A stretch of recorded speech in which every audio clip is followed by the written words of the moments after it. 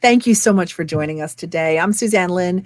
More importantly, our featured guest author is GP Hutchinson. He wrote Deadball, a novel of murder and passion. And GP, welcome. I'm glad that you're here. Thanks so much, Suzanne. Great to meet you, even if it's only online for a little while here. That's right. Listen, digging into your book, it seems to me that the moral of the story and your characters built around virtue. That's a really important premise, isn't it? Yeah, for me, it really is. I mean, first of all, I'm not writing morality plays, Suzanne. I'm writing to entertain above all. But we all, I mean, there it is right in front of us. There's good, there's evil, there's right and wrong. And I think so many of us, a lot of times, we pursue knowledge and happiness and excitement without cultivating, nurturing virtue in our souls. And so, without any one character being completely 100% virtuous or any being wholly irredeemable, I try to put in my stories characteristics that remind us, just how important it is for honesty, courage, those sorts of things. And so that readers, by the end of the story, I hope they've reflected a little bit on, yeah, that's admirable, that's really, or that was really deplorable, And so I'm one of those people that rather than the complete grayscale characters that we find in so many works today, I'm still writing with real good guys and real bad guys that are sort of nasty, It's kind of real life, right? I mean, there really is very real sin and evil and goodness and purity. Yeah, yeah. I mean, and that's part of the story. But once again, my primary goal is to entertain and just enrich life with good stories, good rich stories. So, what's the book about? Well, it takes place in the second decade of the 1900s, back in the early days of professional baseball. And there's this really awesome rookie pitcher who's in a meaningless game late in the season. His team is not that good. They're playing another team that's not that good. And he throws a pitch that readers will understand why or how a pitch like this could even happen at that time. He throws a pitch that he'll always regret the rest of his life. And there are people who are convinced immediately that Hal Gerecke, our hero, has intentionally maimed a super popular player by the name of Rube Wannamaker, and they're out for blood. Meanwhile, and this happened historically in a way too, the existing leagues in baseball, National League, American League, were trying to suppress the development of a new upstart league.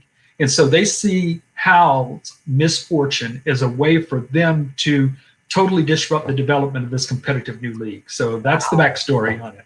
Wow. Yin and yang. If this happens, it's wrong, but the outcome is right, or what we want. Yeah, yeah, and you just grow to love, in my mind anyway. You grow to love Hal. He's such an admirable guy. I mean, Hal's got his issues. You'll get those, And his love interest, I think, is a really sparky girl, and people, I think, will fall in love with her as well. And then there's some other characters on the other side that range from slightly sullied to extremely corrupt and deplorable. We don't start off with an official bio for a purpose. We want to kind of get into the interview and really find out about you. But as I'm looking at your history, I mean, not everything has been roses. You come to this book with a lot of life up and down, right? That's true. But overall, I have to say, I'm really blessed. I really am. Where I am in life right now, God's been really good to me. It's been, there's so many things that I have to be thankful for. But yeah, there have been some struggles. I was a teacher for a good part of my adult life. I've worked in a couple of foreign countries where things didn't play out exactly as I'd anticipated. And there were some interesting stories of some things that happened in those foreign countries. And then there's been some visits to foreign countries that have just been absolutely glorious and have in part spawned my writing career. I was going to say, how did all that play into you writing this book? All the history of who you are and everything you've experienced. How did that play into you writing Deadball? Well, and when I came back from working in Spain after 1 year, that was my first shot at really toying around with writing a novel. And I knew I wanted to write a novel at that time, but life got in the way, and as it often does for a lot of people that have that in them to want to write.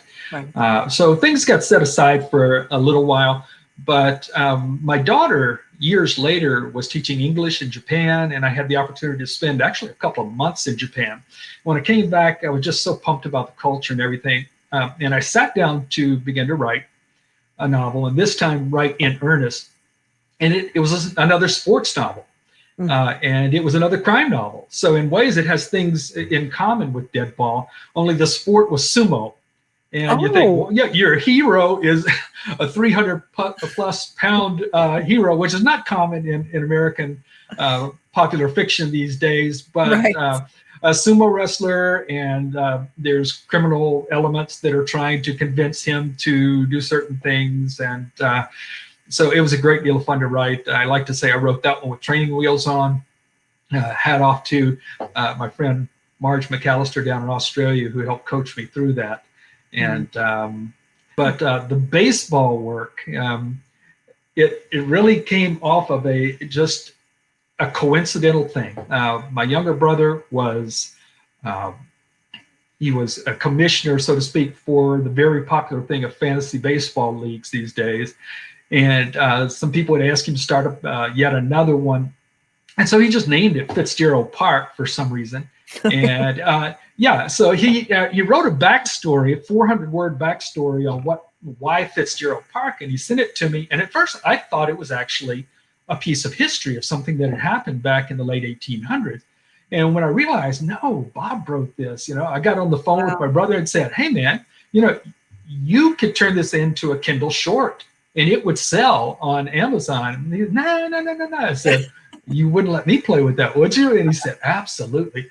So Over the Right Field Wall was something that it's an 1890s baseball novel. It's got to do with politics and things going on at the time, the birth of professional baseball.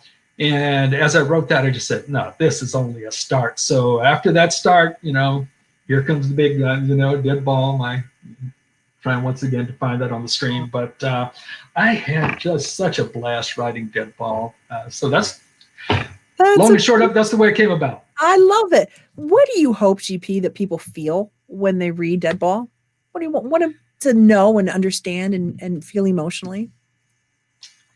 I'm such a sap, a romantic and all. I want them to love Hal and Gracie and just like, they're going through all kinds of trouble together, but I love the way they go through it together, and I feel that sense of, this could be real danger, just high danger and everything, and really not know where it's coming from. That sense of, it's not so much a whodunit as a how done it maybe, or that sort of suspense, yeah. So I a suspenseful tale of love and revenge and pre-regulation baseball.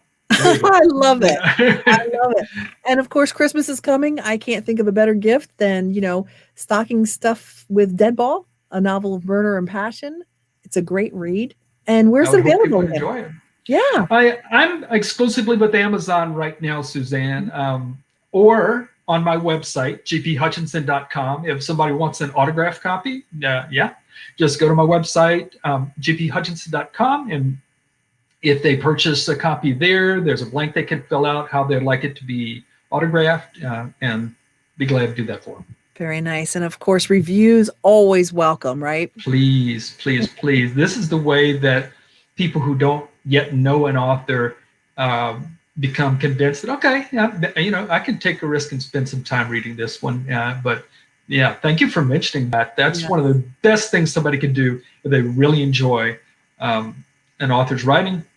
Go to Amazon, go to Goodreads, and just drop. It doesn't have to be a book report. Don't think high school. Just drop 2-3 phrases, and hopefully plenty of stars.